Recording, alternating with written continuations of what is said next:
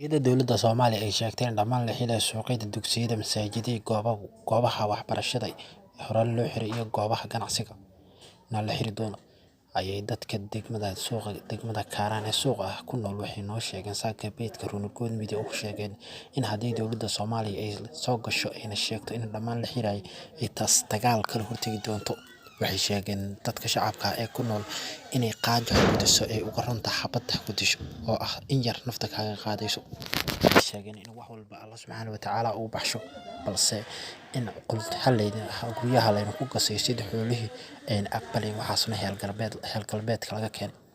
Masaajidada loo carari jiray ayay shalay qaybo ka mid ah ay xireen dowladda Soomaaliya, taas oo ku noqon doonta aqli darrada ugu weyn ee ay dowladdu la kulmayso. Dowladda Soomaaliya ayaa loogu baaqay inay dhammaan ka digtoonaado arrimahan noocan oo kale ah ayna ilaasho diinta Islaamka iyo Islaamnimada saxda ah. Dowladda Soomaaliya ayaa sheegtay in dhammaan la xirayo magaalada Muqdisho, goobaha ganacsiga, meel walba iyadoo laga digtoonayo cudurka corona awgeed.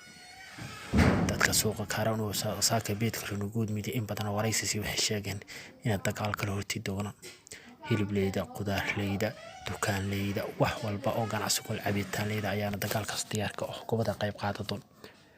Waxayna soo dhigeen raali ah waxayna sheegeen in xabad ha ku dishay ay runta qaada ha ku dishay.